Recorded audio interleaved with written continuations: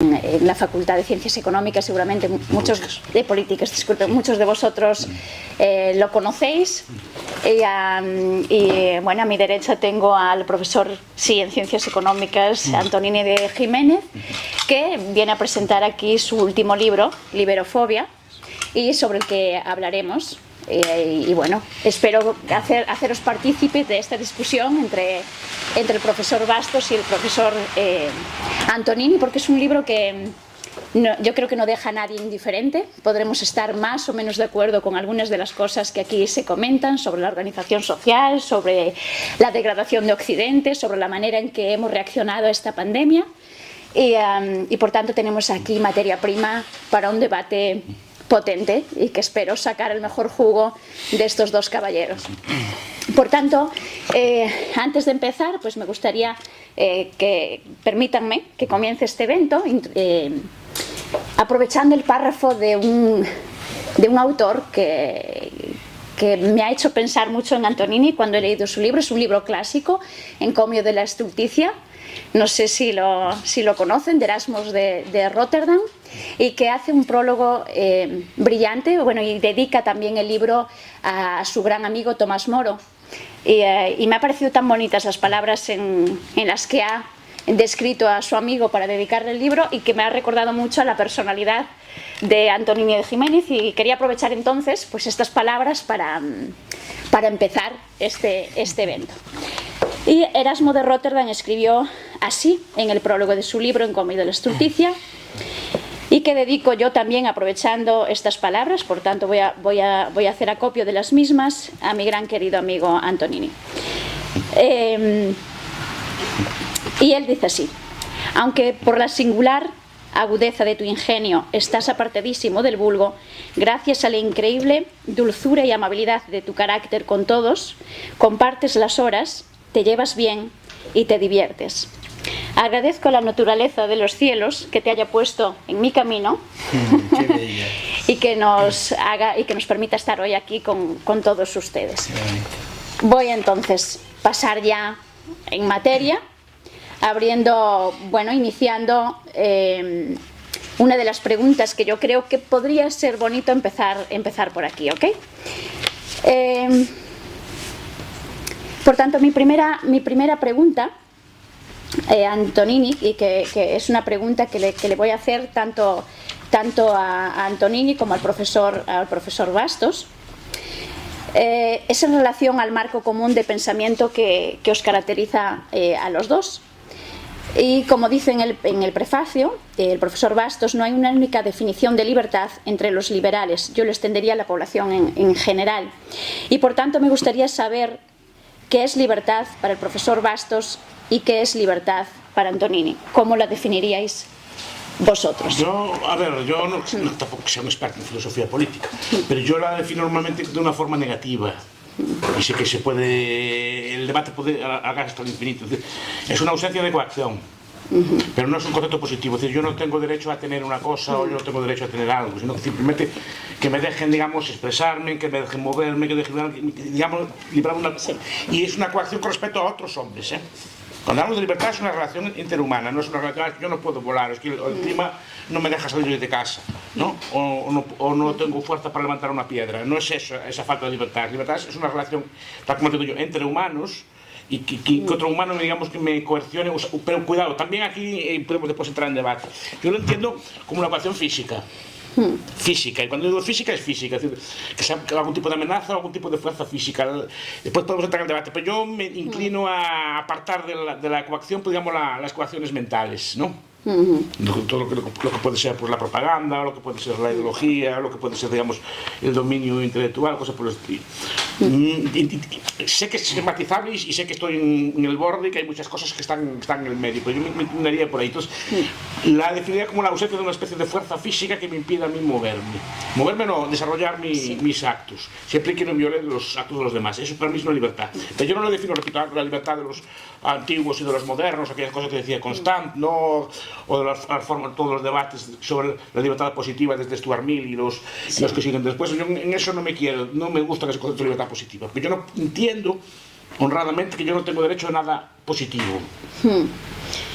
Entonces, y entonces lo que habla Antonini en su libro, positivo me refiero, tengo derecho a una vivienda, tengo derecho a la sanidad, que ahí está yo entiendo que, por ejemplo, yo debo ayudar al necesitado, debo ayudar al más tal, intentaré que se sea así, pero tiene derecho. Porque si el derecho, primero, es un derecho a costa del derecho de otra persona. Segundo, es un derecho que es circunscrito a una unidad nacional, a una unidad política, no es un derecho de verdad. Porque es un derecho, pues los españoles tienen que garantizar un derecho a la bienespera. Y si viene un señor de Malí o de Togo, ¿también tiene derecho a una vivienda o no? O a la salud, ¿no? No es un derecho para todo el mundo. Es un derecho que se circunscribe a la presencia o a la pertenencia a una unidad política. Digo que el libro de Antonini, que después abre porque abre el debate, después vamos a entrar de las vacunas, y de si es coacción o no coacción, porque es un debate muy interesante porque está en el borde también. Y de hecho, no lo tengo muy... Tiene buenos puntos, pero no tengo yo... Qué bello. No, es que me hizo pensar mucho, ¿no? Y de hecho la idea de coacción... Coactiva. No, porque la idea es, vale, sí, yo no tengo derecho a que el Estado me meta en casa, estoy de acuerdo, ¿no? Pero, ¿y si en vez del COVID, que es una enfermedad que parece que está discutida, no sé, yo no me quiero meter en esos debates, ¿no? Pero quiero decir, ¿y si fuera el ébola o la peste negra, con una mortalidad del 50-60%? ¿Habría derecho a meternos en casa o no? Es un debate que es tal. Ahora, después podemos ver cómo podríamos organizarnos, cómo podríamos hacer para, evitando la coerción, solucionar ese tipo de problemas. Y podemos entrar después. Pero digo que el debate que abre Antonini es muy interesante. A mí me coloca descolocado porque no sé exactamente qué hacer en esos casos. Bueno, yo lo primero que tengo que decir es que, a ver, estas palabras me honran. Y las palabras de Bastos diciendo eso, pues evidentemente me hacen sentir muy honrado. Las de Monse desde el cariño y desde la emoción, ¿verdad?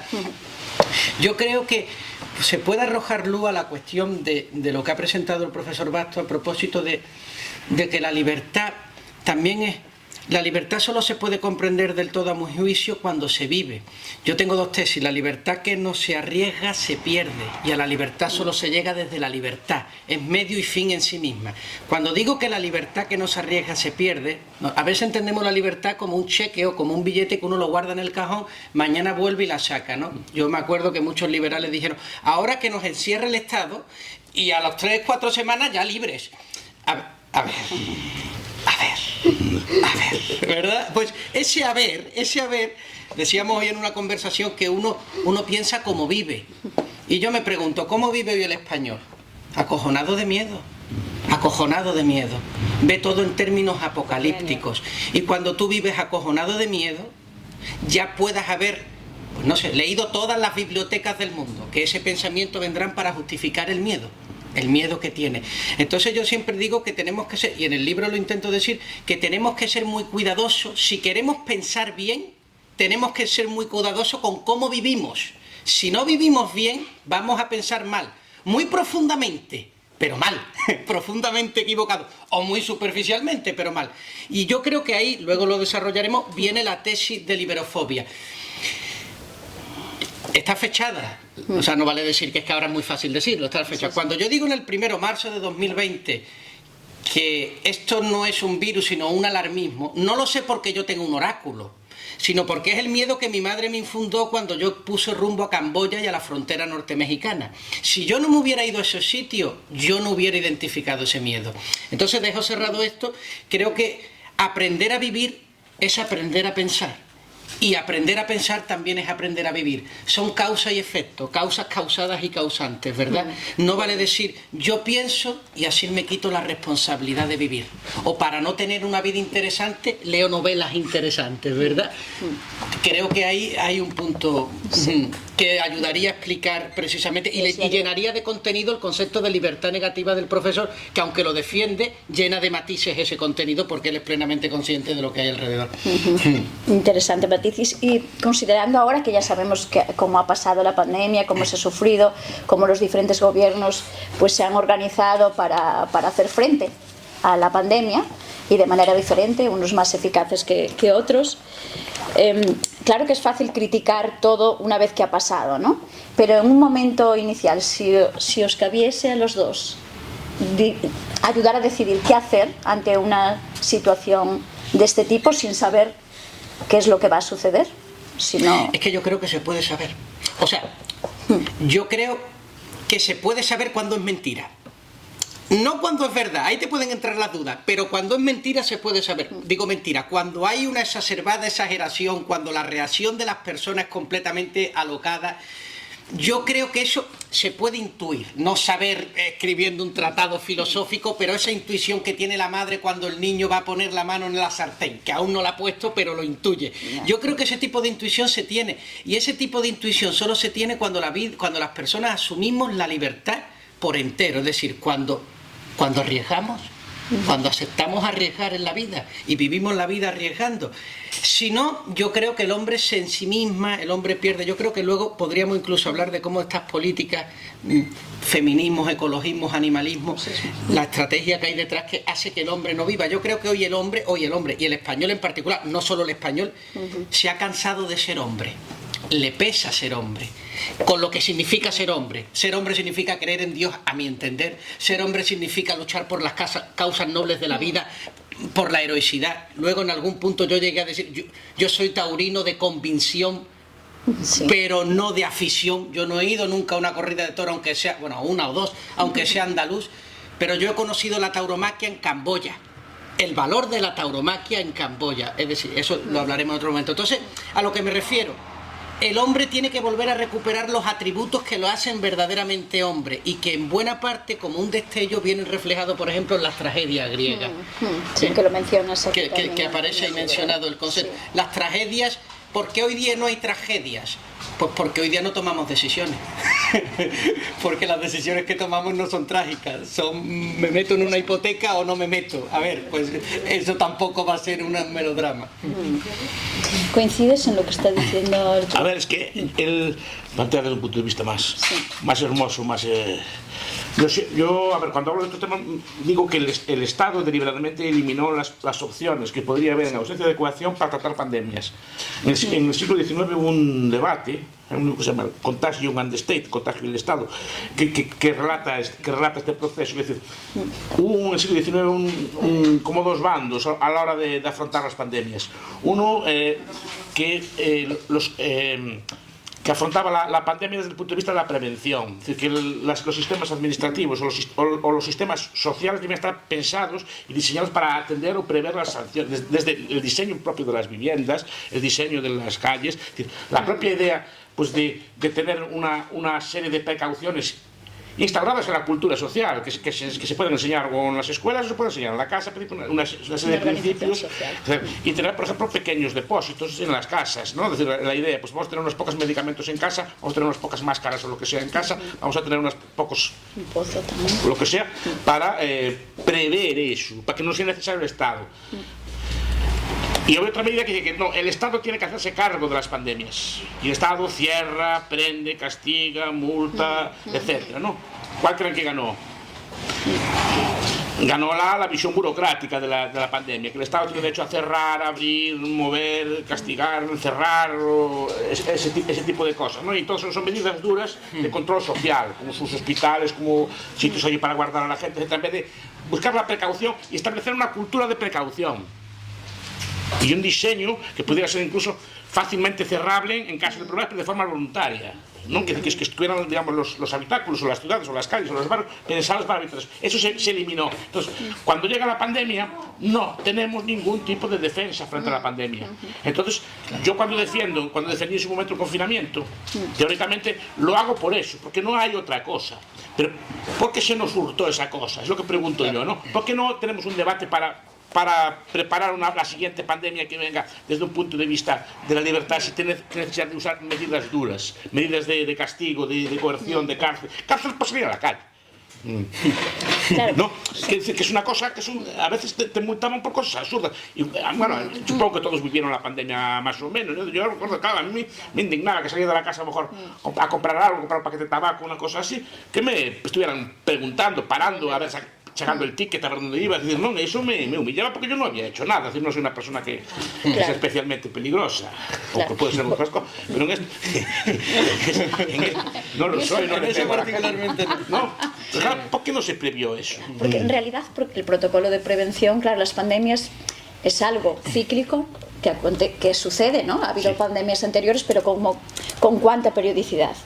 Pasa a lo mejor, Pero pasa si es un algo siglo. desde Cierto, pero desde pasa- la gripe de Cipriano, todas las Siempre tenemos memoria corta. No, memoria corta, no, es que, por ejemplo, estudiando las pandemias, ¿no? Vi que, por ejemplo, la gripe de 1918 se volvió a poner un poco de moda, pero es que investigando hubo muchas más pandemias. Sí, claro, No era una cosa Justiniano. nueva, pero yo creo que dentro de unos meses ya nos acordamos de ella. Porque la memoria es corta. Es cierto. Pues. Pero no prevemos, es decir, ¿por qué no hay unas medidas de prevención? A ver cómo la siguiente, cómo podemos organizarnos para que no tengamos que cerrar todo otra vez, ¿no? Yo creo que esta pandemia particularmente no ha sido una causa sanitaria, ha tenido mimbres sanitarios, lógicamente, se puede explicar sanitariamente, así se ha explicado. Yo creo que es religiosa.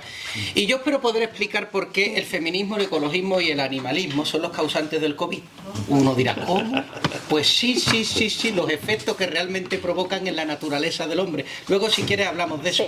Yo creo que cuando el hombre pierde la heroicidad, no arriesga la vida, abandona la libertad, se encierra en sí mismo, empieza a entrarle miedo a vivir.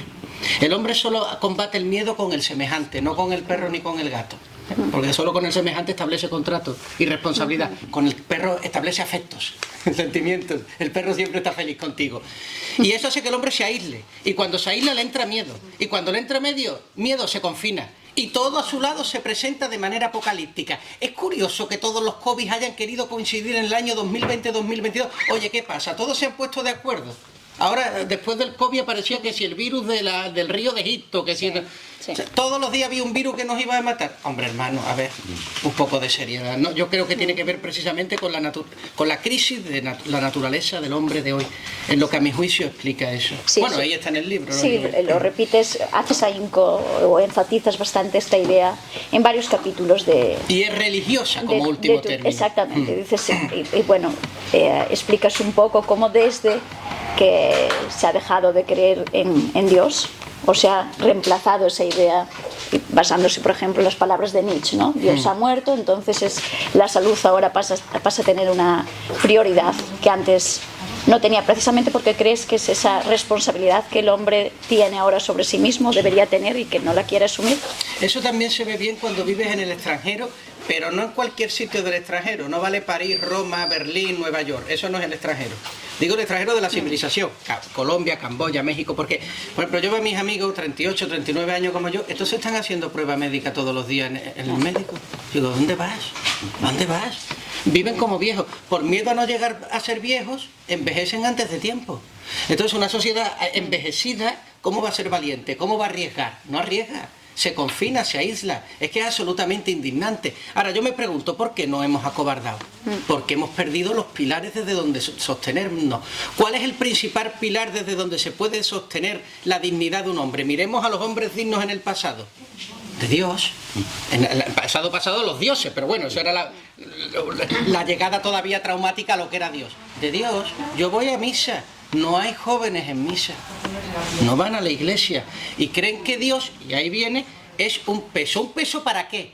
Para el libre ejercicio de mi propia autonomía. ¿Y tú qué haces con tu libre autonomía? Defender que me tengo que confinar durante 2 años. Valiente, me que trefe. O sea, para eso quieres ser libre, hermano. Y para irte al médico a hacerte 3 pruebas todos los días. Oye, ponte serio. A ver, ¿qué pasa contigo? Pues para eso. Y pues toda la progresía y la posmodernidad alimenta eso. Por ejemplo, te pongo el caso del feminismo muy rápidamente, que yo sé que es un tema picante. El feminismo, el ecologismo, todo es eso. Provocan 2 cosas. Por un lado, hace que te preocupes de lo que no es importante para no preocuparte de lo que verdaderamente es importante. Es decir, crea un conflicto entre la mujer y el hombre que no existe. Que no existe. No existe. Pero a la vez le quita al hombre su masculinidad. Porque claro, el hombre ya es que se siente acomplejado, porque hay no que tal, hay que no que cual. La mujer se siente confundida porque ya no ve a un hombre. Y entonces reacciona la feminista de 2 maneras. O se masculiniza para no necesitarlo, o se hipersexualiza no dejando nada a la imaginación para atraerlo y luego rechazarlo con su indiferencia. Eso es lo que corre con las mujeres feministas en mi pueblo siempre. ¿Qué pasa? Que el hombre empieza a ser cada vez menos masculino, pierde su rol. ¿Qué le ocurre a la mujer? Que se confunde porque solo ve machos cabríos reggaetoneros y es lógico, yo si fuera mujer no soportaría un tío al lado porque es soporífero, pero porque le falta masculinidad. Bueno, pues con esos dos mimbres el hombre se apoca. Ahora te vas a la tauromaquia y vemos en la tauromaquia que lo que se hace es matar un toro y no se ve el carácter de heroicidad, de arriesgar la vida, de enfrentar a la incertidumbre, y entonces quitas al héroe que hay del hombre, quitas al masculino que hay del hombre, te llevas al animalismo, quitas a la persona que hay en el hombre. ¿Qué te queda? Un tío confinado que cree que se va a morir de cualquier cosa cuando salga a la calle. Ante esos bastos, ni libertad ni leches. 2 guantazos para que espabile. O sea, es que es alucinante. Esa es la España que tenemos. Y en este libro yo intento denunciarlo para que saltemos. Para que saltemos, para que salgamos adelante. Decía el profesor, la libertad negativa tiene un punto, y es que yo creo, el Estado, por supuesto que en muchas de sus fórmulas contraviene la libertad del hombre, pero yo veo hoy que mucho más que el Estado es la autocensura, es la servidumbre voluntaria. Es que en mi pueblo se le pidió a la alcaldesa que nos confinara porque el otro pueblo ya había confinado a la gente, y que qué irresponsable la alcaldesa que no nos confinaba. Esa culpa no la tuvo el Estado, la tuvo el pueblo llano, que pedía confinarse. La autocensura, servidumbre voluntaria. Entonces... Sí, pero esa servidumbre, Antonini, yo me pregunto, y entendiendo los postulados, esa censura puede no ser no tanto por el miedo a mi contagio, sino por miedo a contagiar a la persona que quiero. Pero parte de la premisa de que esto es serio. Y esto es serio porque lo veo apocalípticamente. Y lo veo apocalípticamente porque soy un hombre que me he medio criticado. Sí, claro, una vez que partimos de que esto no lo vamos a tomar en serio, lógicamente tienen razón. Pero es que yo niego la mayor. Es que yo niego que esto había que tomárnoslo en serio. Que quien teníamos que tomárnoslo en serio era nosotros.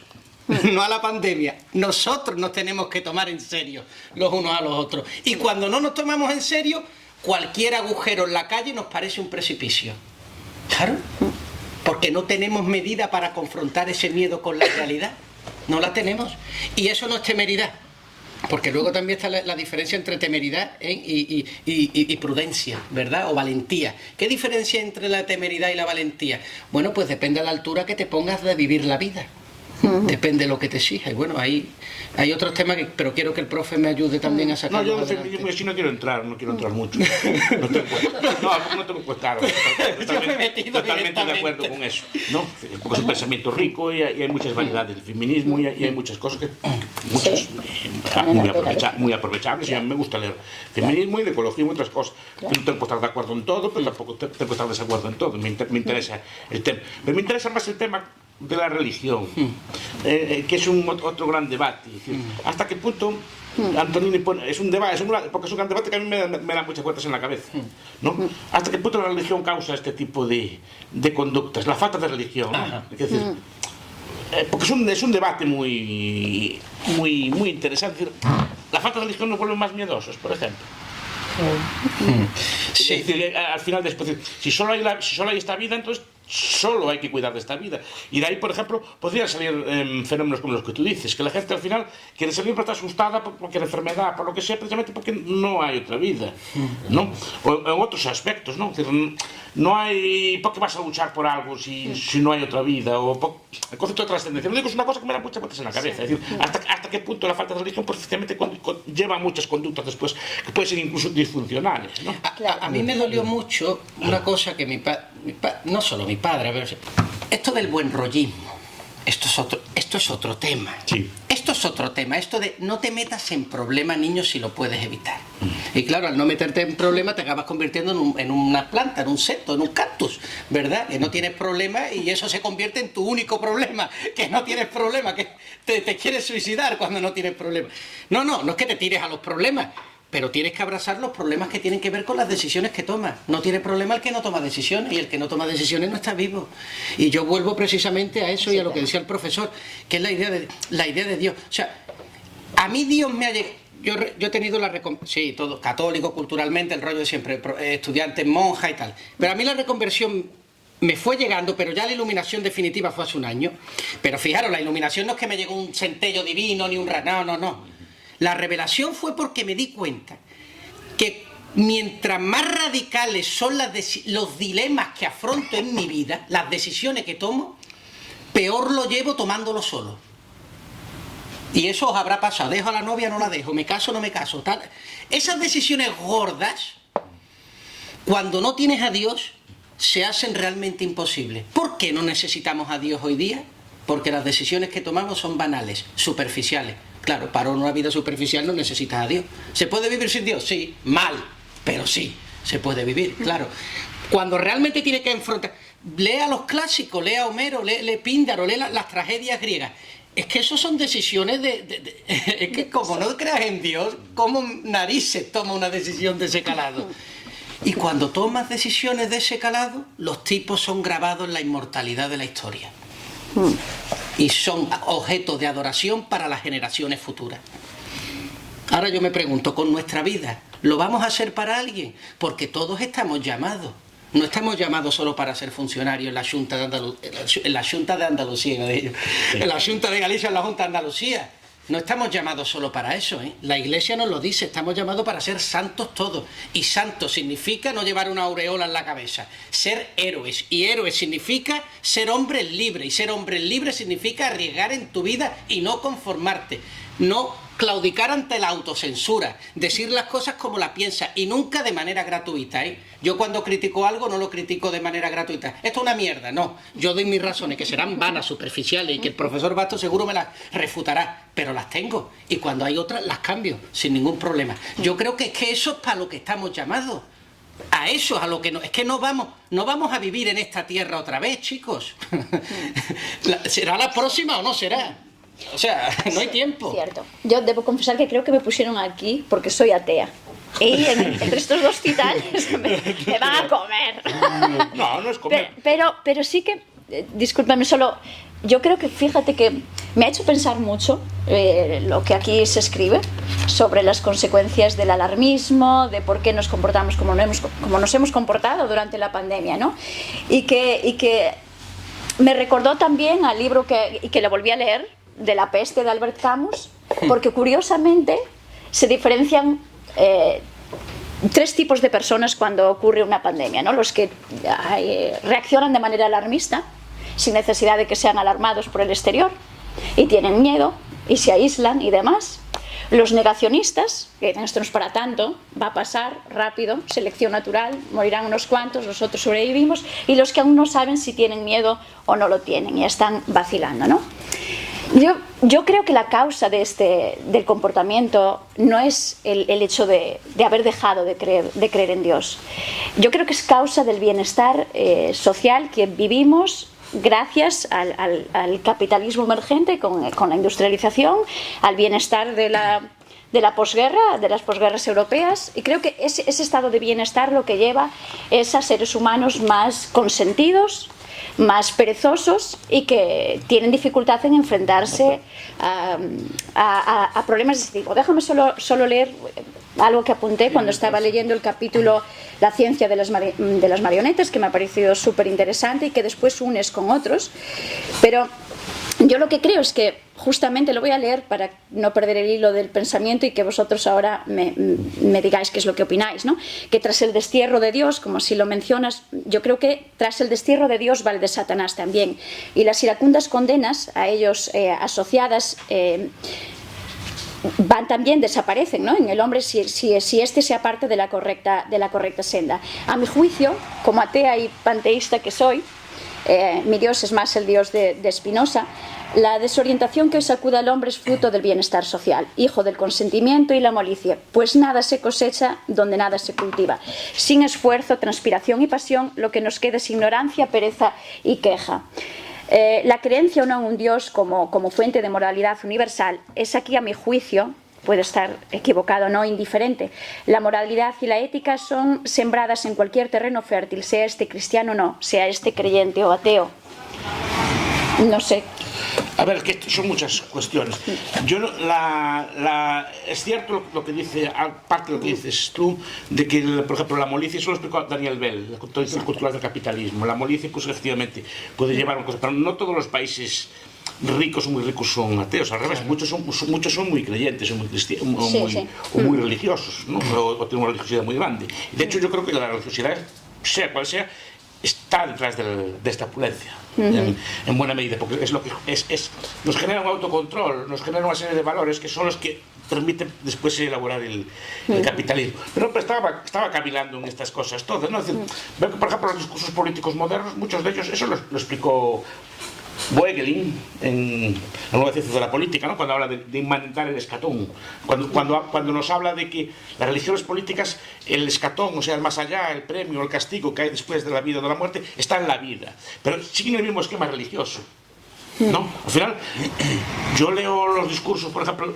del cambio climático, y es un discurso profético, es un discurso como el que usaban los profetas del Antiguo Testamento. Esto es, el profeta del Antiguo Testamento, Daniel, Oseas o mi admirado Jeremías, que mucho me gusta a mí, que hacía el condicional, decía, irás a los pueblos de Israel, le explicarás esto y si no se arrepienten serán castigados. Entonces que vemos que los discursos nos prometen mares ardiendo de calor, nos prometen un montón de cosas, y eso será si no os arrepentís de vuestros pecados consumistas o vuestros pecados climáticos. El discurso es el mismo. Sí. Porque es el gran discurso eficaz, es un discurso que funciona. Y veo que la mayor parte de las religiones políticas, así por ejemplo Michael Burleigh en Poder Terrenal, que es un libro que me encanta a este respecto, también habla mucho de esto. Todas tienen un escatón, todas tienen una iglesia, se le llame partido o se le llame iglesia, y todos tienen algún fin, algún escatón. Es decir, pues el paraíso en la tierra, sea la dictadura del proletariado, sea el comunismo, lo que sea, pero tienen un discurso de este estilo, porque necesitan ese tipo de discurso, si no se funciona. Lo que pasa es que la abolición de Dios, de la religión en general, de la religión trascendente, no inmanente, lo que tiene es esto. Yo creo que facilita el dominio de los hombres. Sí, pero si eso es correcto, es interesante, pero si eso es correcto, y centrémonos ya en Europa para no comparar continentes y demás, pero ya en Europa hay países donde hay mayor número de creyentes o de ateos, sí, ¿no? Y sin embargo las características, el comportamiento, cómo han reaccionado a la pandemia fue similar, independientemente de que haya más. Entonces si fuese ahí es donde voy, profesor Bastos, y domesticados todos. Claro, pero si fuese una cuestión de haber perdido la fe en Dios, ¿no crees que unos deberían reaccionar de una manera distinta a otra? ¿O es que la propaganda la fe en Dios se ha perdido completamente en Europa? Yo no conozco país que se podrá declarar católico, pero es que católico no queda. Hay unos más que otros. El número de ateos... Culturalmente, pero yo estoy hablando de verdad. Yo no estoy hablando de la estrellita, de verdad. ¿Cuántos liberales hay? ¿Cuántos liberales hay? Y se opacan luego y se esconden detrás. Y yo los católicos que van a misa son los únicos que conozco que siguen sin vacunar, ¿eh? Y bueno, y también dentro de los que hay a misa hay muchos que van a misa que van para lo que van, a lo mejor en muchos casos, porque lo ha hecho sin duda. No, yo estoy hablando en serio. Por ejemplo, el panteísmo. Yo creo que el panteísmo hace que te vacunes.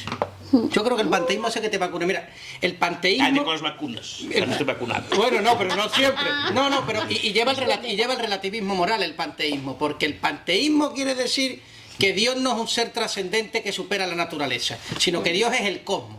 Pero ¿cómo es la naturaleza? El ciclo de la vida, ¿no? Un ciclo. ¿Cuál es la distancia de un punto de una circunferencia al centro? El mismo, ¿verdad? Quiere decir que cualquier punto está a la misma distancia del centro. Si el centro es la verdad absoluta, todo el mundo está a la misma distancia del centro. Por lo tanto, todas las posiciones valen exactamente lo mismo, a mi juicio, en el panteísmo. O sea, lleva a ese tipo de cosas. Y luego genera los proyectos de eugenesia, porque yo creo que lo que nos libera de la eugenesia, de los proyectos estos que hizo, por ejemplo, la Alemania, la Alemania nazi, tiene que ver con la idea del misterio. Que el hombre se crea el misterio, claro, porque el misterio le sirve de protección frente a la necesidad de hacerse perfecto. El hombre tiene una necesidad interior de hacerse perfecto. Y cuando no tiene a Dios y al misterio, él se quiere hacer perfecto. Pero como nuestras manos son, como diría Luca de Tena, renglones torcidos, pues entonces, ¿cómo hacemos? Esta nariz sobra, ese color de piel tal... ¿Me entendéis por dónde vamos? Y al final acabamos en una cámara de gas. Hombre, no estoy diciendo que directamente vamos a hacer, pero que la consecuencia lógica acaba siendo el panteísmo. No, Dios es algo que supera infinitamente eso. Está mucho más allá de la naturaleza y la crea.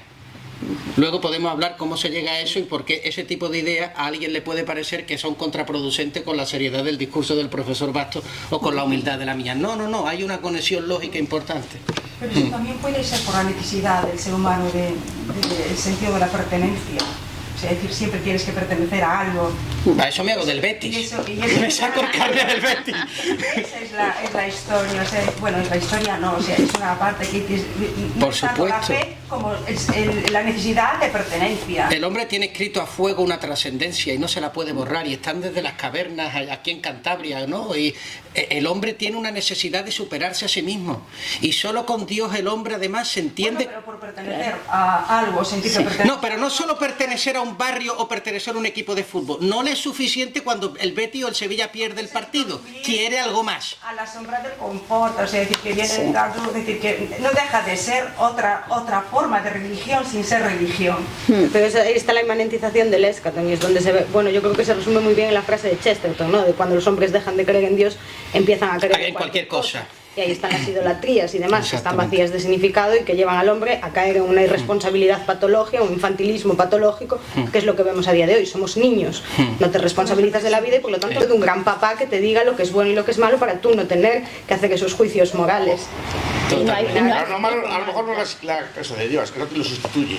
Claro, pero empiezan a creer Claro, cualquier pero cosa. lo sustituye de manera deformada porque, claro, no. O sea, Y así Y se el van a hacer fanático. colas a la tienda de Apple porque sale el nuevo iPhone y están todos allí como si fuera... Una experiencia mística. Pues eso, pues, cualquier cosa, o pero sea, es vacío. para que Dios sea real. Dios tiene que generar un fuerte punto de insatisfacción. Porque como te satisfaga completamente en el sentido que estamos hablando, acabas haciendo cola en el iPhone. Acabas. Y esa insatisfacción se llama misterio. No es realmente insatisfacción desde unos criterios utilitaristas. Es más bien duda, acechanza, temor de Dios. Temor de Dios. Y los fanatismos Eso es. bajo la bandera religiosa, como los veis entonces.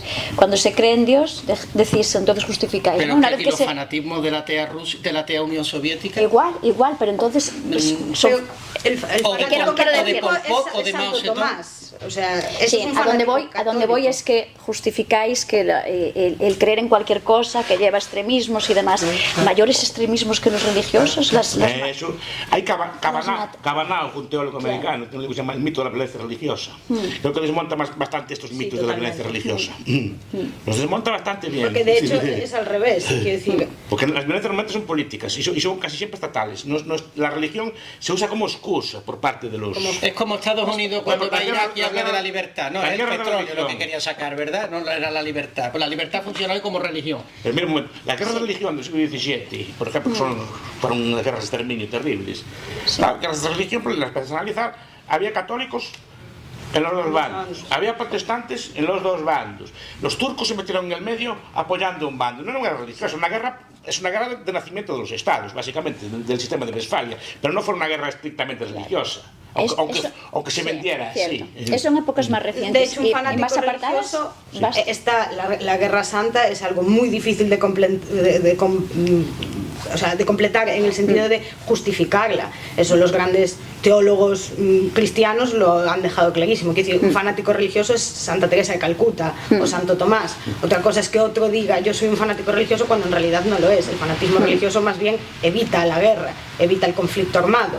Hay que tener todos los motivos del mundo y un poco más para justificar y dar por Guerra Santa a O sea, algo. no, porque no eran suficientemente católicos por lo que fueron a la guerra. Yo puedo ser católico pero no actuar como católico cuando voy a la guerra, igual que los médicos no han actuado como bata blanca sino como paranoia mental durante este confinamiento. Llevaban una bata blanca pero no actuaban como bata blanca, ¿verdad? La utilizaban para fomentar, a generar los propios miedos que llevan dentro, ¿no? Pues el médico te mata de sus propios sustos, ¿verdad? Dándote te va a morir mañana. Parece mucho de Iván Illich. Exacto. La némesis médica. Sí. Sí, esto, vale, podríamos seguir debatiendo No, digo sobre que las muchas guerras más muchas clásicas. veces se le echa de culpa. Sí, a la religión. Y creo cierto. que el Pero propio eso- Cabanau los cuenta. Es claro como muerte religiosa, tampoco lo voy a negar. Pero comparado con las muertes de ideología, las muertes de Estado, Sí, así, políticas, claro. son muy pocas. Claro. Y que no debe haber ninguno, obviamente. Pero muchas veces se dicen las guerras, y en cambio no ven el verdadero... El alcance, ¿no? El Sobre verdadero, todo, lo que sí. causa las verdaderas guerras. De hecho, también porque muchas de las muertes derivadas de pandemias, no solo en esta que nos ocupa época que la hemos vivido todos, sino en anteriores, ¿no? Mucho más devastadoras y que se consideraron realmente pandemias por la cantidad de población que falleció. La cantidad de población fallecida no fue solo por el contagio de la peste negra, por ejemplo, la peste bubónica, sino por el hecho de que el pánico llevó también pues, a los confinamientos y demás que provocaron una paralización de la economía y se ha muerto de hambre. No había ni condiciones higiénicas y demás. Mucha gente se murió más de eso. Se habla de un 20% en la peste negra a causa de la peste en sí y un 50% aproximadamente si contamos las muertes derivadas de las medidas que se adoptaron para poder frenarla y que tú criticas también en este libro, ¿no? Ahí hablo de la ideología, ¿no?, de la intimidad, que es confundir mis muertos con los muertos de todos. Exacto. Y a mí me criticaron cuando se murió un familiar de COVID y me dijeron, ahora te jodes. No, y yo digo, pero bueno, el muerto es mío, no es tuyo, tranquilo, o sea, sigamos. O sea, eso también es un tema que tiene mucho precisamente que ver lo de la intimidad con haber acabado con la sustancia social de las cosas, y la religión ahí juega también un papel, yo creo que juega un papel fundamental, ¿no? Yo pienso que no fue un problema sanitario, yo pienso, bueno, se convirtió en un problema sanitario, pero claro, porque nos volvimos locos, todo el mundo teníamos que ir al médico. Yo creo que no hubiera habido hospitales en la vida para afrontar el miedo. La vacuna, hay un capítulo que digo, la vacuna no nos salvará cuando aún no había salido. Y no nos había salvado porque seguimos llevando tapabocas, ¿verdad? Después de que ya estamos vacunados. Entramos en un debate muy interesante. Sí. Pero, es decir, a lo mejor el COVID no es tanto. ¿Y si fuera el ébola? O si fuera una peste que mata el 50%, ¿qué dirías tú? Exacto. Pero de la peste negra la gente seguía yendo a misa los domingos. Yo pienso que cuando no se sabía que era de la peste negra, Claro. no se sabía lo que era. Claro. Yo ahí sí digo una cosa, yo ahí digo que Dios nos pille confesados, porque podemos hacer muy poco para evitarla. Es que yo creo que también uno de los mitos que ha habido es que nosotros podíamos enfrentar al virus, y me parece que los datos demuestran lo contrario si los analizamos con veracidad y no con miedo. Es que yo creo que porque te pongas un pequeño trapo en la boca no dejas de contaminar. El debate es hipotético. Sí, pero... En el sentido de, imagine usted una peste mortífera, no sé cuánto es el COVID, el COVID se discute, ¿no? Si el 1, el 2, el 3, no sé cuánto es. Imagina al 50, como es el ébola. ¿Vale? Imagine que se pueda curar quedando confinado. Es una hipótesis. Okay. Vale. ¿Sería admisible ahí o no? Hombre, en ese caso, con esas hipótesis posiblemente sería admisible, pero no se dan ninguna de ellas. No, pero bueno... Y también, para decirte que sí, me tendrías que poner una tercera hipótesis. ¿Cuánto tiempo? No, claro, ahí está. Claro, porque ahí entra el precio de la libertad. Las palabras si quieres. Sí, no, la causa es el número de muertes, porque por ejemplo, por accidentes de tráfico muere más de 1 millón de personas al año. No veo a nadie pidiendo que se prohíba conducir, porque así vamos a salvar a ese 1 millón de muertos en accidentes de tráfico. Es algo que toca la vida conlleva peligros y conlleva que te enfrentes a cosas que no sabes qué va a pasar. Tú puedes salir, que haya un terremoto, que cualquier cosa, y eso no puedes estar impidiendo todo el tiempo los peligros del mundo, ni prohibiendo vivir a todo el mundo para que ese peligro desaparezca, porque claro que desaparece, si dejamos de vivir dejan de aparecer los peligros, pero vivir también se supone eso, enfrentarse a los peligros. Lo que pasa es que es un factor conocido y entramos en el hábito, ¿no? Algo que lo tenemos de frente todos los días. Que es un porcentaje, si esto mata a un 50% de la población mundial, entonces tenemos medidas o tenemos justificaciones para prohibirlo, si no, no. Claro. No sé quién son. Sí. No, a ver, negar el problema sanitario, Antonio, pienso que es negar una evidencia. Otra cuestión es que situaciones como esta de la pandemia y otras, recuerdo aquel artículo que me pasaste, no recuerdo el autor, pero no tengo la memoria que tienes, aquel hecho en los años 40, que hacía una revisión de todas las pandemias que sufriera la humanidad desde el Imperio Romano y de las grandes crisis, y cómo el Estado aprovechó eso para crecer. Evidentemente, el confinamiento fue una barbaridad desde el punto de vista sanitario, eso lo podría ver cualquiera, el confinamiento a las casas. Eso no había que saber demasiado de epidemiología para ver que fue una barbaridad. El ejemplo más claro de la utilización política del problema sanitario es ver aquí a la brigada del ejército español detrás de tan ristre. Obviamente eso es una utilización política. El Estado nos estaba mandando un mensaje. Sí, pero yo- Y no solo eso, que aprende. Claro. Que aprende cómo se hace. Y obedece, Ya. sí. No sé si alguien había levantado la mano. Tú, sí. Mira, mi punto de vista varía un poco en el sentido de que yo creo que el problema de todo esto, sin negar el tema del virus, es que lo que ha mostrado es que el rey está desnudo. Entonces, la oferta sanitaria no es elástica. Aparece un evento de este tipo, bueno, yo tengo relación directa con empresas de geriátricos y ha caído gente como chinches. Sí. Pero como chinches. ¿Qué pasa? Que si la oferta sanitaria no es elástica y hay mucha gente que sí está afectada por ese virus, estás colapsando los sistemas sanitarios. ¿Cómo le dices a la gente en tiempo real que todo lo que os hemos dicho de que la asistencia es universal, bueno, ya lo de gratuita ya ni entro, pero que es universal, pero es mentira, no os vamos a poder atender a todos? O llevas adelante una táctica un poco más potente de miedo, a lo mejor de... Mentirosa. Es decir, al final mientes. Ya, pero yo es lo que decía un poco antes el profesor, o lo que tú preguntabas, si yo estoy en ese caso, como dirigente, vale, otra cosa es que luego me aproveche de la situación, pero como dirigente, ¿qué decisión tomo? Y sé que la gente está cayendo como chinches. Que es que ¿Qué está decís? cayendo como Yo no chinches creo por que las fuera medidas porque que la tú gente tomas. estuviera cayendo como chinches. Estaban Yo creo que cayendo, no había ningún político en España con dos dedos de frente que se fuera a enfrentar al pánico de una población que mañana lo va a quitar y no lo va a votar si no hace lo que la población quiere que haga en ese momento. Eran unas condiciones. Y ahí yo distinguiría, a propósito de la evidencia, distinguiría varias cosas. Por un lado, morir de COVID que morir con COVID. Punto uno, no se hacían autopsia. Segundo punto, está también cuando yo digo, yo tengo un dolor en la pierna. A mí me duele la pierna te acaba doliendo. Es decir, si yo me pongo a mirar las estadísticas y las preocupaciones y le doy a aquello una importancia radical, emocionalmente acaba sobredimensionado. Creo que fue el abate Malthus, Robert Malthus, que dijo que una pandemia solo es pandemia con un 20% de muertos. 20% de muertos. Bueno, pues vamos a poner los puntos. Que nos parezca, no voy a empezar aquí que si un 18 está bien, entonces un 19,35 no estoy hablando de eso.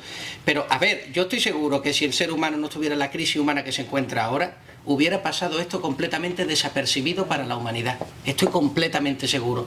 No hubiera pasado desapercibido, por ejemplo, en todo mi círculo de personas que yo tengo alrededor, de personas que conozco, que me conocen, que toco, que me tocan, ¿qué te digo yo? 80, 100, 120. Se ha muerto una persona, en mi caso. Puede decir otros que se han muerto 8. Bien. Yo digo, si a todas las personas que estamos aquí hacemos una media ponderada, y nosotros preguntamos ¿cuántos han muerto durante el COVID? ¿Podríais haber explicado eso como una circunstancia natural, arbitraria, fortuita de la vida? Yo estoy seguro que la mayoría diría sí. Ahora, si se te ha muerto tu padre, tu primo, tu hermano, tu cuñado, el cuñado de los... Hermano, aquí está pasando algo fuera. Pero si estamos con la tele esperando a que se muera el siguiente y empezamos con el conteo, pues claro que parecen chinches. Tuve la suerte de conocer a familiares que vivieran la pandemia del 18. Antes de aparecer esta y te contaban, y aquí murió este y este y este. O sea, se acordaban de los muertos. No fue algo... Estoy hablando de una aldea perdida en... Y uso de la mascarilla en igualmente. profunda que vivían los españoles. Sí, con la gripe. Y se acordaban de los muertos. O sea, no fue... Año 18, no había, el Estado no estaba tan presente como está hoy en día, no se nos metía a través de internet, la televisión, la radio, no, es que lo veían y estaban aterrorizados. Por si pasaba lo mismo. No hay. Pero yo creo que ahí sí que creo que tienes razón en una cosa, que yo creo que es el principal problema, o el inicio del problema es el sistema sanitario público, es decir, esa rigidez del sistema sanitario que para empezar te llevan diciendo toda la vida, tú pagas impuestos, que si un día te pones enfermo, nosotros lo tenemos todo para curarte, pero llega el momento en el que hay que curar y no tienen lo que es necesario y además lo siguen haciendo rígido. No dejaron a la gente buscar otras alternativas, de hecho las prohibieron todas, absolutamente todas. A la gente la encerraron a través de leyes y demás, en los...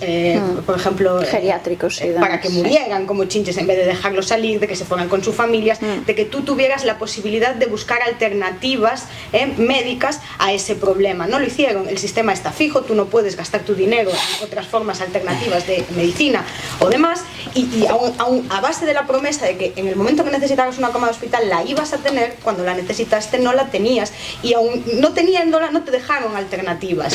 Entonces, claro, también es lo que crea gran parte del problema en sí mismo. Sí, vamos, Swan, O sea, te que doy. la solución es parte del problema. Para mí el Estado siempre es parte del problema, sí, y cuando él pone soluciones solo agranda más los problemas. Swan, Sí, continúa y paso a la siguiente pregunta.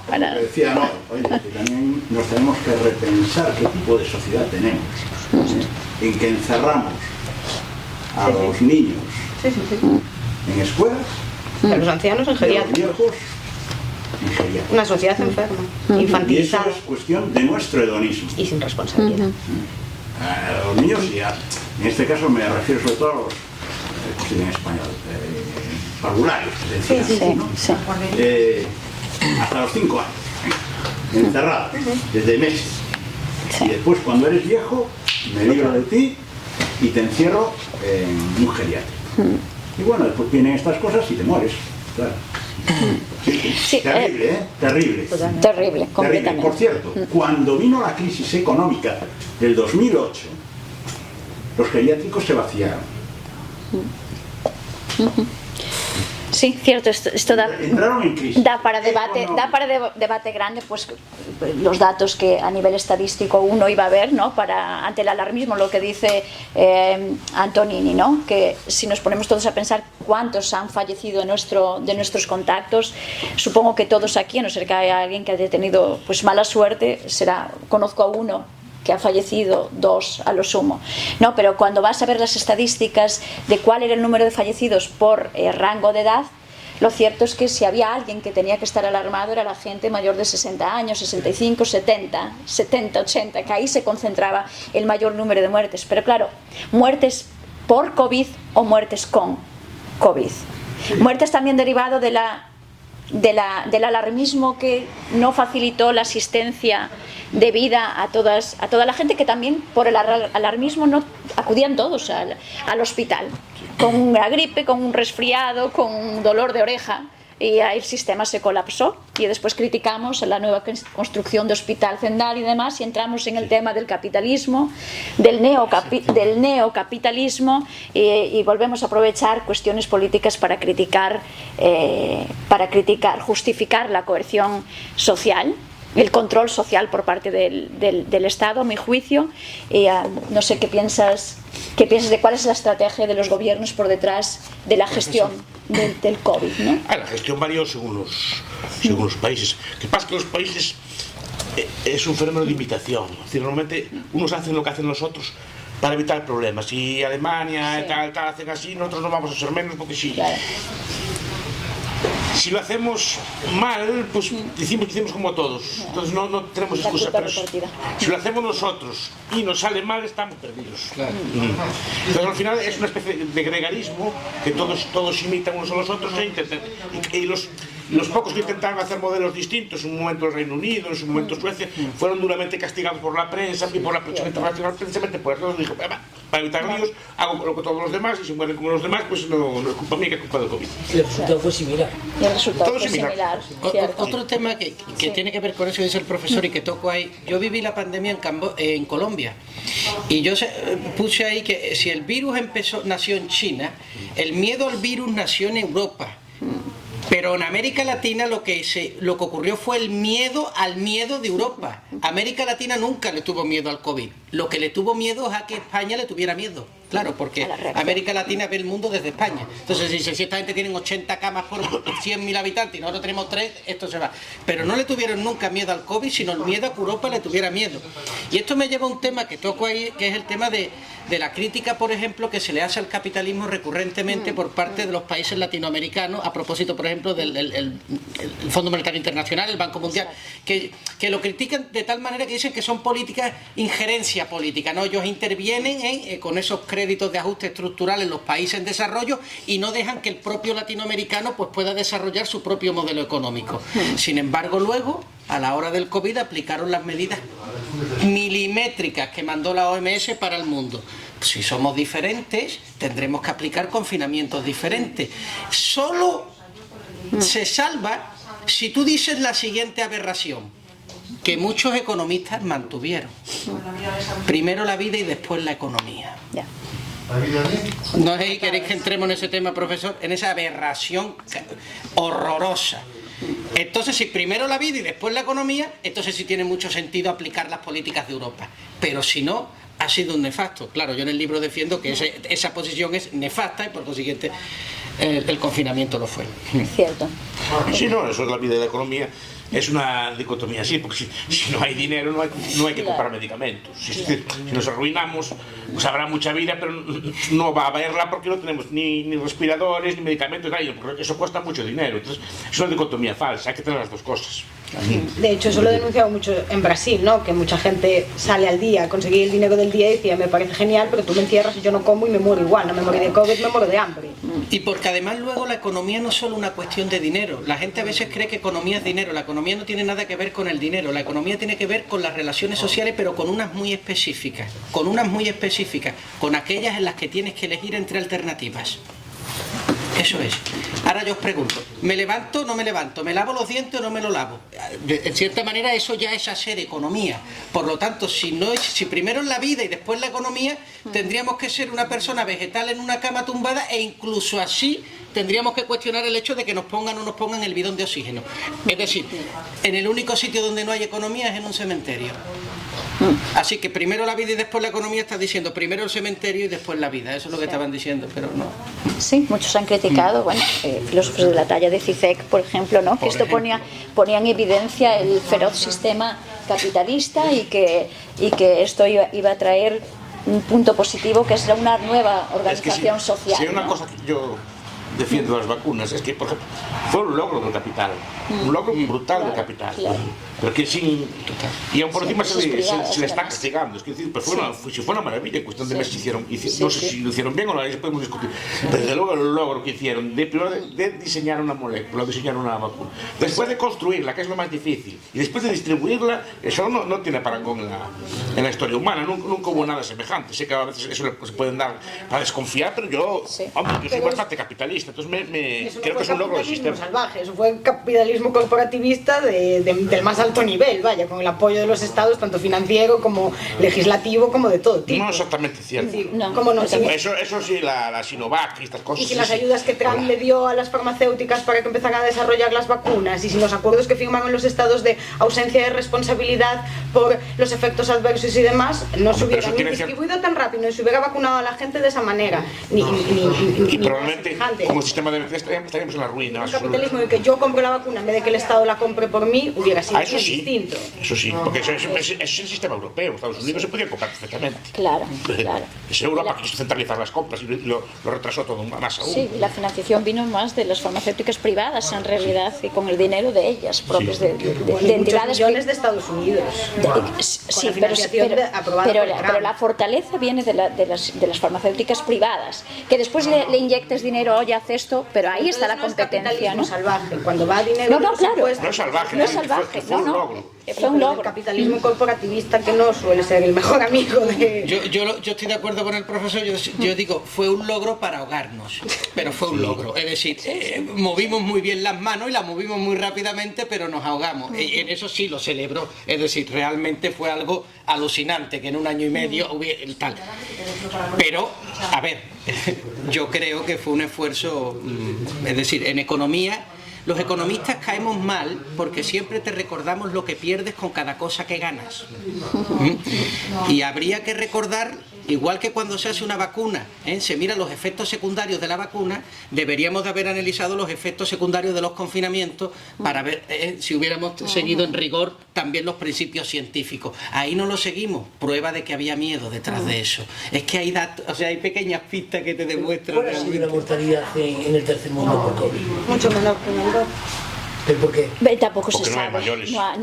Claro. Primero no hay mayores. Ni estadísticas. Ni mayores ni estadísticas. Esa trampa vale para todo, porque aquí tampoco se sabe. La mayoría de los muertos se han dado muertos, como decía él, con COVID. No se han hecho autopsias en España a día de hoy. Nacional de no tienes Estadística. pruebas científicas irrefutables de que ninguno de los muertos en España por COVID han sido de verdad por COVID. Se mide por diferencia de mortalidad, es lo que se hace. ¿Cuánto muere la gente normalmente? Y después se hace una estimación de cuántos murieron. Claro, por esa regla de 3 ahora está muriendo más gente que en la primera ola. Bueno, pues será una estimación. Muertes en exceso, que les llaman, ya no les llaman muertes por COVID, simplemente les ponen muertes por exceso. Probablemente las haya, pero hay más que la no lo sé, primera ola. digo, normalmente se estima así, no hay otra forma de estimar, y tienes razón, si es con COVID o no, se estima número de muertes. Luego también los efectos indirectos de tener COVID. Es decir, por ejemplo, yo tengo El típico hombre de 90 años que va al médico, su médico inteligente no le dice que tiene el tumor, porque a ver, con 90 años, ¿qué quieres? ¿Meterte en una sala de operaciones? No, sé inteligente y miente. Llega el típico que acaba de acabar el MIR y como todavía no es médico, sino que lo único que sabe es medicina, no le miente. Y dice, uy, usted tiene un tumor. A los 2 meses, al mes estaba muerto. ¿Lo mató el tumor? No, lo mató el médico. Pero si tú le haces una autopsia sale que lo mató el tumor, porque tenía un tumor.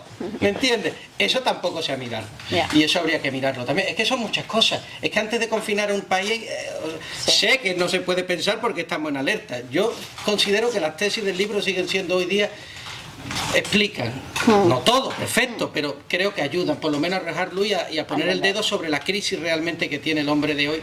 Y van a seguir llegando los COVID. Porque es una crisis moral. Los COVID van a seguir llegando como no nos pongamos los pantalones y nos pongamos a trabajar en lo que realmente somos. Decía el oráculo de Delfos, el hombre, me he buscado a mí mismo, ¿no? Heráclito el Oscuro, creo que era el que decía, me he buscado a mí mismo. Yo creo que el fin de la libertad tiene precisamente que ser eso. ¿Para qué tiene que servir la libertad? ¿Para ir al cine? Hermano, a ver, sí, está muy bien, pero bueno, a ver. La libertad como fin tiene que ser encontrarte. Y para encontrarte te tienes que buscar. Y para buscar tienes que hacer un ejercicio de espeleología antropológica. Es decir, te tienes que meter dentro de ti, sacar los miedos, ponerlo de encima de una mesa, coger un cuchillo y empezar a rasgar y enfrentarlos. Si no, van a empezar a llegar COVID que ni os imagináis. Y hay una cosa que me citaste, es que el cristianismo nace o crece gracias a las pandemias, en su momento. Y tienes razón porque estás diciendo tú que no tiene miedo. Es decir, Rodney Stark, en el auge del cristianismo, que es un libro que a mí me encanta también, que es un sociólogo, que explica por qué triunfa el cristianismo, porque una religión que empieza con 14 personas.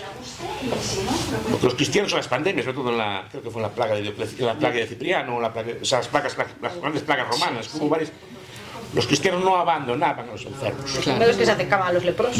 No, pero no a los enfermos, digo de las pandemias de este estilo, que no se sabía lo que era, pero no abandonaban a los enfermos. Los paganos sí. Entonces al final veían que aquella religión que era más confiable. Si esa religión te iban a cuidar, ibas a estar mejor atendido, no te iban a dejar tirado.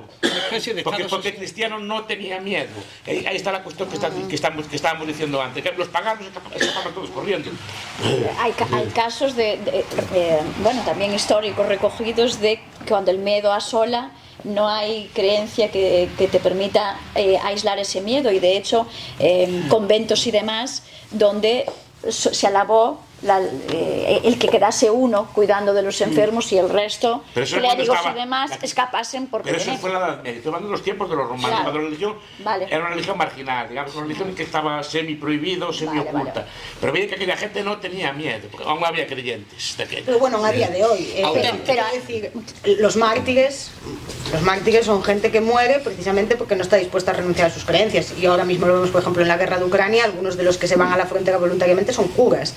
Algunos de los Pero es una cuestión, claro, de si tú crees en el más allá, el más allá o no. Porque si crees en el más allá, no te importa morir. Aquí. Es que Dios es que hay cosas por encima de... Pero es que claro, Dios... no te importa. Claro. Sí, disculpa, ¿quién? Ah, sí. José, no, tú me pareces. Ah, sí, discúlpame. Bueno, hablo en castellano. Sobre lo del miedo, es que a mí me rechina un poco porque la gente que salía y que no le tenía miedo era la gente más joven, y era la gente a los que hacían botellones en los pisos y la policía rompiendo puertas para entrar. Y la gente que tenía miedo era la gente que iba a misa, los mayores sobre todo, y que eran creyentes. Yo veía en misa a los señores todos con la mascarilla, al cura con la mascarilla, llevando la mascarilla a comulgar, y los jóvenes con el botellón sin mascarilla. Bueno, eso fue una obligación del Estado, ¿eh? El Estado impuso a las iglesias que una, se quitara el agua bendita, dos, los curas tuvieran que ir con la mascarilla obligatoriamente, y no pudieran dar la comunión en la boca. Eso fue una obligación del gobierno, no de... Y yo, repito, yo soy persona de ir todos los domingos a misa, y yo la gente que a día de hoy conozco que no se ha vacunado, que hacíamos misas en secreto cuando estaban prohibidas y demás, son católicos. Los jóvenes por pura irresponsabilidad, o sea, por un infantilismo patológico. No, y porque le dijeron que no estaban afectados. Claro, no porque o simplemente o porque estuvieran dispuestos a hacer frente a ese miedo. O simplemente no, porque veían también las estadísticas y no somos todos idiotas, y porque no morían a nuestro alrededor. No es por solo ser jóvenes. Yo no estoy de acuerdo con esa... Joan, eres tú que querías decir algo, ¿no? En relación con esto, ¿no? Se han confundido dos cosas. Una es la utilización que ha hecho el Estado de la pandemia, lo que decía antes, de cuidar al ejército para meternos miedo, encerrarnos en casa, que es una manera también, cuando el Estado está enfrentando otro tipo de problemas, pues en vez de hablábamos de la pandemia, ¿no? Eso es una cosa. Y otra es el problema sanitario, que yo creo que fue real, estadísticamente demostrado. A día de hoy, cualquiera que vaya a una iglesia ve que todos los viejos siguen poniendo mascarilla. Las iglesias hoy en día están, sobre todo, por la calle, que son los que se morían en la pandemia, no se morían los de 20 años. Claro. Alguno moría también.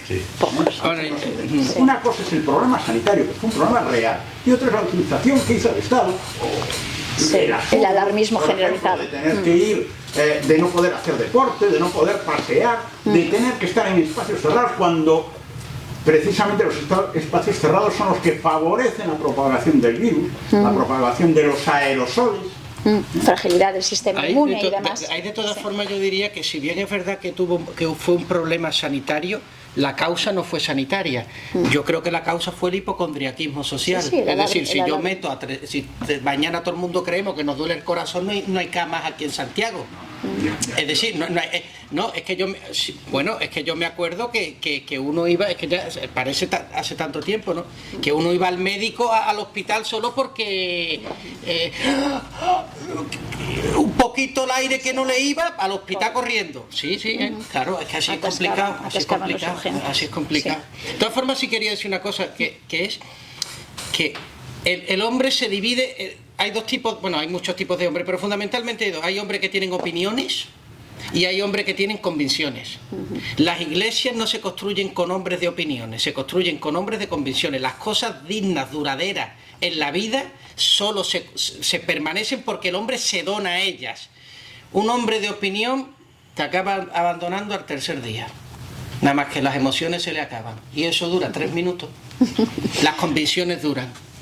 Sí, solo así que no tengan opiniones, tengan convicciones, por favor.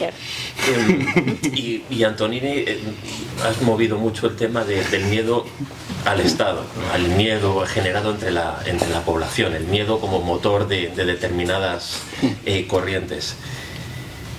¿El miedo es malo en sí para vosotros dos? Porque ser temerosos de Dios es utilizar el miedo. ¿Ese miedo vale o no vale? A ver, es un miedo, digamos, más etéreo, porque no hay... Es miedo. Sí, pero no... A ver, eso hay una novela que a mí me gusta mucho, que es de Michael Crichton, que se llama Estado de Miedo. No sé si la conoces. No, nunca. ¿Qué? Pero habla mucho de eso, cómo los estados usan el miedo para gobernar a las poblaciones. Supongo que el temor divino o así, yo a Dios no le tengo miedo. Hay miedos que condenan y miedos que liberan, ¿verdad? Ese es un miedo que libera. Hay otros miedos que condenan. El del COVID fue un miedo que te condenaba a la pequeñez humana. El miedo a Dios es un miedo que te eleva. Claro, igual que hay amores que matan y amores que redimen. Que desatan. No va acompañado el temor divino con instrumentos de coerción.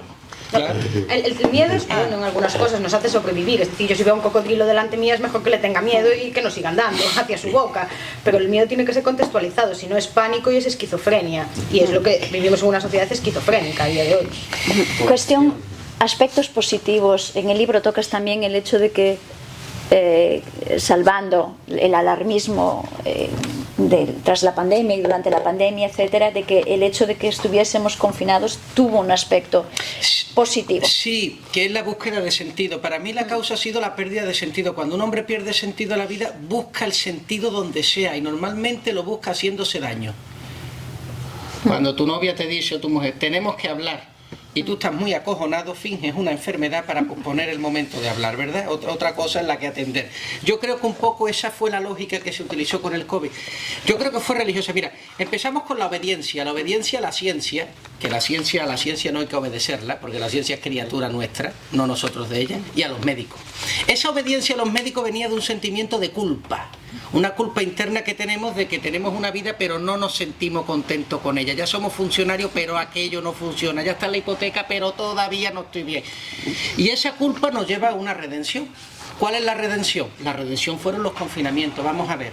Si todo el mundo estaba acojonado de miedo y llevaba la mascarilla, ¿por qué narices en los aeropuertos y en todos los sitios tenían que decir constantemente póngase la mascarilla si ya todo el mundo la tenía puesta y nadie se la iba a quitar porque estaba acojonado? Yo me acuerdo en las tiendas, la línea amarilla, no pase la línea amarilla, cuidado, COVID, pero si ya lo sabemos, es una manera como cuando estás en medio de un cuarto oscuro y tienes miedo y dices, no tengo miedo, no tengo miedo, no tengo miedo, y no dejas de repetir esa muletilla para realmente evitar que tienes mucho miedo. Pues precisamente yo creo que ese tipo de medidas, repetir los confinamientos, repetir las medidas, era precisamente eso. Y acaba con la posición. Entonces, obediencia, culpa, redención y apocalipsis. ¿Qué es el apocalipsis? Bueno, pues todo lo que estamos... Ucrania lo estamos viendo de manera apocalíptica, el volcán de La Palma de manera apocalíptica, el COVID de manera... todo apocalíptica. Entonces, estamos en tiempos religiosos. O sea, el siglo XXI, ¿quién era aquel decía en el siglo XX que es religioso no será? No será así. Pues el siglo XXI es exclusivamente religioso. Entonces yo digo, si es religioso, comportémonos bien y no saquemos a Dios de manera reprimida. Vayamos directamente de frente y miremos el problema. Está en la Eucaristía, está en el Sagrario, claro, lógicamente. Y relaciones es separar que es necesario, ¿no? Para la introspección, que se ha abandonado un poco. Vivimos en una época acelerada, mal vivida, seguramente, donde no tenemos tiempo para pensar en nuestros propios valores, en cómo reaccionar ante tragedias reales y no ante tropezones que nos encontramos en el día a día, ¿no? Pero en el libro hace referencia al veganismo, por ejemplo, ¿no? Al cómo la característica de la sociedad actual es vegano, por la mirada de Basto, es vegano. Hablas del veganismo y no sé, en este capítulo, el de pandemia, la filosofía resucita, que hablas del aspecto positivo, el hecho de que uno piense más sobre su propia condición, y dices literalmente, un exquisito suicidio filosófico es el veganismo. Se contrae una alimentación disminuida porque en sus días no hay proyectos que exijan el arrebato que proporciona un pedazo de carne. Su mundo interior es flácido y su cuerpo solo se ve sostenido por un arrebato de ideologías blandas. No hay hambre para el que nada aspira. Me ha hecho pensar, y una de ellas, de las Madres del Desierto, habla precisamente, bueno, ella y padres y otros, también como estáis citando, ¿no? Dice una frase, uno de los apotegmas muy bellos, que dice así: el alma saciada pisotea la miel, para el alma hambrienta hasta lo amargo es dulce. Por tanto, todos estos padres, toda esta gente que se echó al desierto, ¿no? en búsqueda de una vida más ascética y de encuentro con Dios y demás, uno de los valores por los que ellos promulgaban era reducir la cantidad de ingesta, ¿no? No bebe y toma pan. No quieres necesitar vino, no quieres necesitar banquetes mayores, ¿no? El veganismo, si lo ves desde ese punto de vista... Que no es ese punto de vista. Si lo ves desde ese punto de vista... Visto así, sí. Si lo ves desde ese punto de vista, es un no necesito mucho más para mantener mi cuerpo y mi espíritu y refinar el espíritu. A mi juicio es cobardía implícita, lo que pasa es que es desconocida. Es un mundo que le sobra el 90% de las calorías, claro, para lo que hacemos no sobra. Es que para lo que hacemos no sobra. Esto es algo complejo. Claro. Yo creo que es una especie de sucedáneo del sacrificio. Salió publicado hace poco un libro de Rex Mogg, se llama El individuo soberano, que es un libro que me gustó mucho, porque es un libro que hablamos la semana pasada de eso, porque habla del sacrificio. Una de las cosas de los tiempos modernos, el sacrificio es privar al cuerpo de algo por algo superior. Claro. El ayuno. ¿No? El ayuno, por ejemplo, los votos de castidad, o sea, de privarse, de domesticar al cuerpo, de dar algún castigo, ¿no? Pues para domarlo y para, pues bien, a la salvación, o aquellas promesas que se hacían antes. Yo recuerdo en los tiempos de mi abuelo, que se le veía a la gente de rodillas andando a la iglesia pues para expiar algún pecado o por alguna promesa que había hecho, pero era un sacrificio, es decir, yo domino mi cuerpo y lo voy a sacrificar por esto. Yo creo que el veganismo es una especie de sucedáneo, y que voy a privarme de un placer que me gusta por algo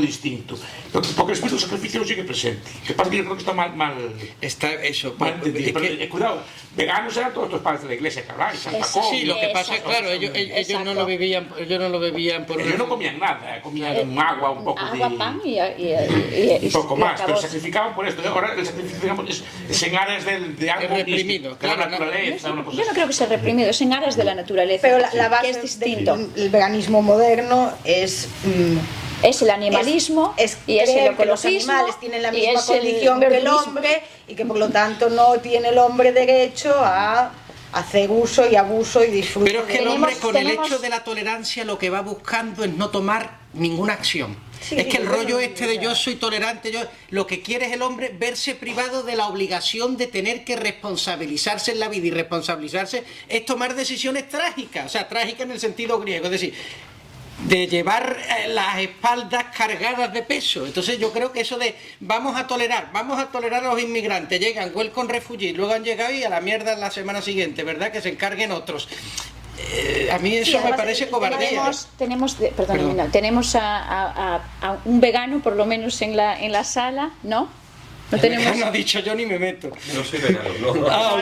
Pensé que había algún vegano que le iba a dar la palabra para... No. Yo creo que me rodean veganos a mi alrededor. Yo no podría serlo porque el sacrificar la comida para mí, prefiero sacrificar otras cosas, hacer deporte y demás, pero tengo amigas que son vegetarianas, no tanto veganas, pero vegetarianas, y ellos me dan sus argumentos que considero que no son tanto cobardía o falta de responsabilidad. Yo creo que es una responsabilidad mal llevada.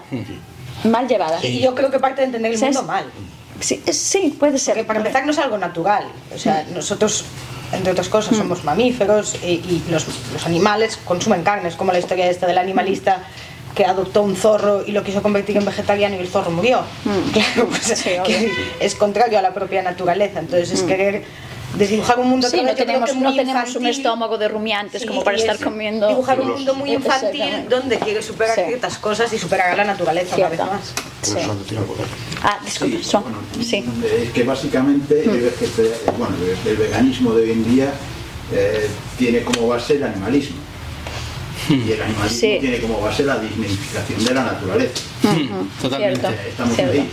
Que, por cierto, no tiene nada que ver animalismo y ecologismo, que se confunden muchas veces cuando los ecologistas, organizaciones conservacionistas, o como comúnmente se denominan ecologistas, están constantemente denunciando a los animalistas y las leyes que, por ejemplo, la ley de bienestar animal esta que quiere sacar el gobierno español está siendo denunciada por las principales organizaciones conservacionistas del Estado español. Y cambian la cadena alimenticia y con consecuencias severas también para la naturaleza, ¿no? Pero totalmente contrario, ¿eh? O sea, no confundamos animalismo y ecologismo, son totalmente contrarios. El animalismo parte de que todos los animales tienen los mismos derechos. El ecologismo, por ejemplo, se quiere cargar todo lo que es bioinvasión.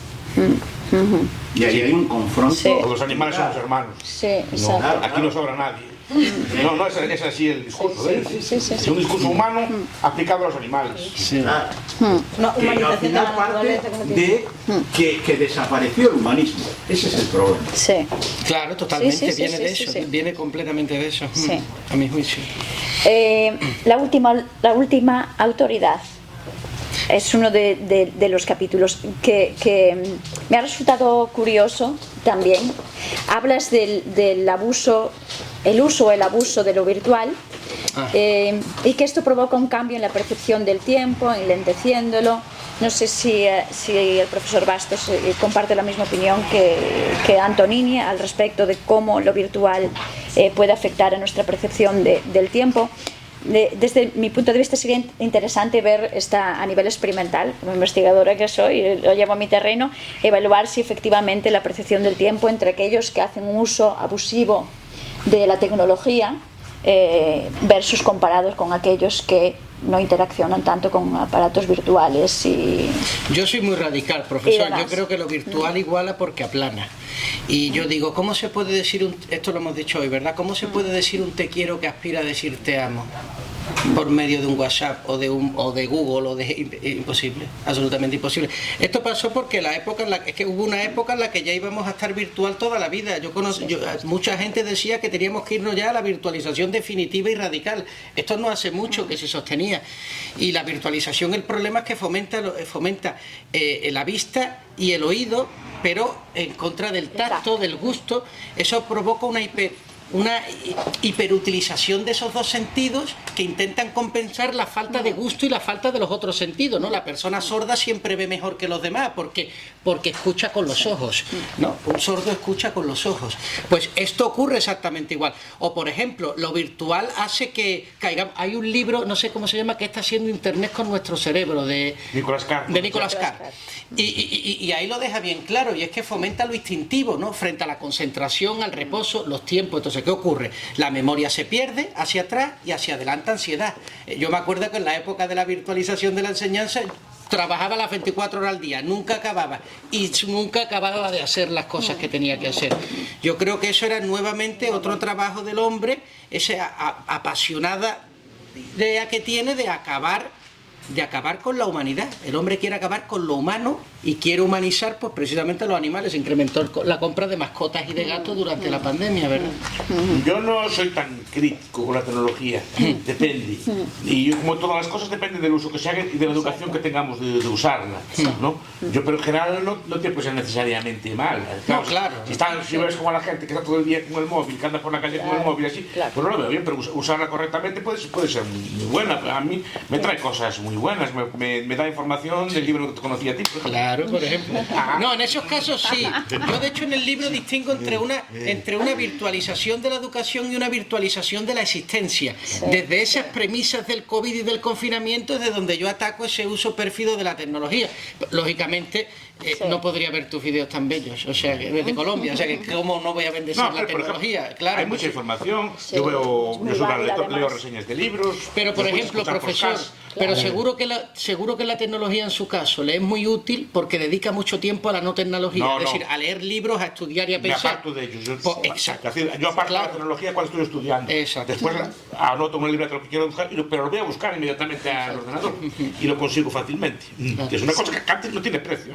Vosotros sois jóvenes, yo me acuerdo cómo era estudiar antes. Eso cuando no es un sustituto de la vida, porque lo que está valiendo, o el uso que está haciendo también los gobiernos de la tecnología es esa idea de atomizar cada vez más al individuo. Sabemos que al final lo que hay entre el Estado y el individuo son las instituciones intermedias, los grupos, la comunidad, la iglesia. Si el Estado consigue eliminar todo eso y deja al individuo completamente atomizado enfrente de una pantalla de ordenador, es eso y el Estado, que es el gran sueño de los estatistas. Pero además recuérdate que al inicio de la pandemia muchos intelectuales, el lado Gille entre otros y muchos otros, abonaron que en Europa deberíamos de llevar el sistema de monitorización que se estaba llevando en China. Yo no sé si aquí alguno ha estado en China, pero es indignante.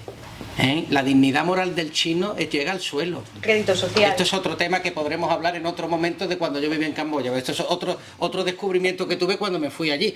Y yo digo, si nosotros fuéramos un conjunto de partículas simplemente que tienen que sobrevivir a un virus, por supuesto que sí, pero es que nosotros somos personas, gracias al catolicismo. Eso es otro tema.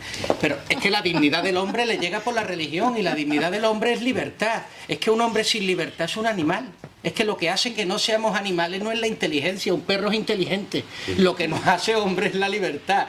Y cuando la libertad la regalamos o la vendemos, estamos dejando de ser personas. Entonces usted dice, es que no, bueno, le voy a contar el precio que usted paga por confinarse. ¿Por qué no nos pareció un precio tan alto? Porque no queremos la libertad. Porque el hombre habla de la libertad para no tener que ejercerla. Por eso.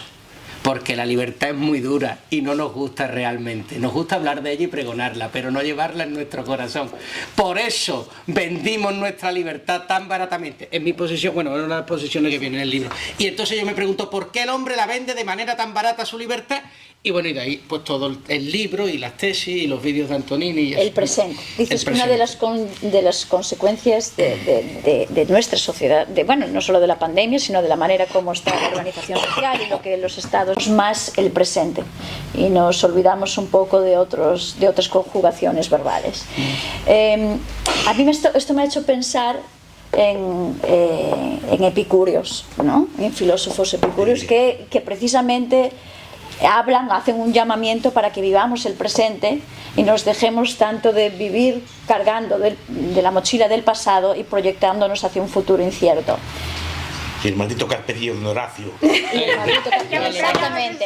Dale, Marco, porque ahí vamos a estar de acuerdo, creo yo. ¿Qué? Me gustaría conocer la opinión del profe, porque creo que en eso vamos a estar de acuerdo. Esta idea que hay moderna de vivir la día, disfruta de las rosas, que pasa el hiperconsumismo. Pásalo bien, disfruta. No es solo el consumismo, es el presentismo. El no pensar a largo plazo, ni siquiera pensar en nuestros hijos, en las posteridades, solo vivir ahora. Vámonos de parranda, vámonos de fiesta, vamos de vacaciones a crédito, vamos a pagar, a gastar todo ya. No. Claro. Y fue uno de los grandes problemas de religiones como el hinduismo, de hecho, que tuvieron que reformular esas ideas, ¿no? Cuando hablaban de cómo el mundo no tenía sentido, no había una práctica en el día a día, no había proyectos de futuro y por eso no se pudieron construir sociedades como la occidental.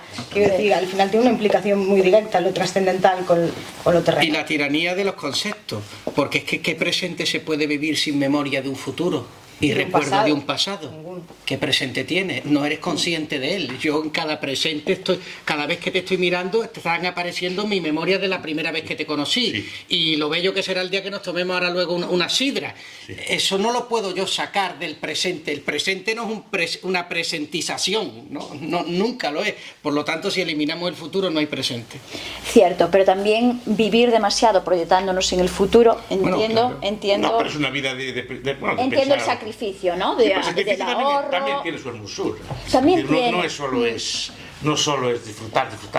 Cierto, pero tampoco es todo trabajar. Pero si por ejemplo tú no estudiaras... bueno las das. Es que... bueno las das. Es decir, por esa regla de 3 no estudiaríamos carreras, no nos prepararíamos para el futuro. Si vivieras el día a día, nunca madurarías. Pero yo creo que es un poco lo que decía Luis. Sí. Luis decía, donde mejor conocemos a Dios es en el presente, pero no podemos conocer el presente sin darle el contexto del pasado y buscar el deseo en el futuro. Sí, claro, nos estamos... Hay otro tema interesante, que sí, hay muchos temas. Llevamos casi hora y media. Dios mío. Voy a tocar el último tema. Te mira con una cara diciendo el último todavía.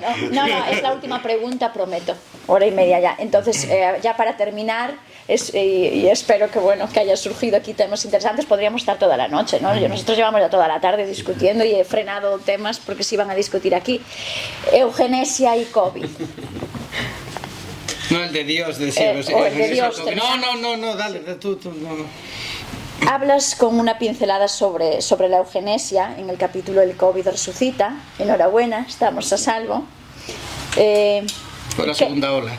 Sí, y quería preguntarte un poquito acerca de la idea de eugenesia, que no solo está asociada a los alemanes nazis, sino también aquí en el periodo de la guerra civil y post, ¿no? En toda Europa, intelectuales pues acuñaban, ¿no? La eugenesia para la mejora. Los suecos probablemente fueron. Sí. Yo creo que existe hoy día, hay una idea implícita de perfeccionamiento del hombre, ese hombre que quiere llegar a los 82, no sé cuál es la edad media en España, 82, 83 años, que nadie vive esa edad, ¿no? O se pasa cuando llega, pero nadie vive exactamente esos días. Y existe precisamente por lo que hablaba antes de haber rechazado el misterio, de haber rechazado la religión. Es que Dios nos protege de nosotros mismos.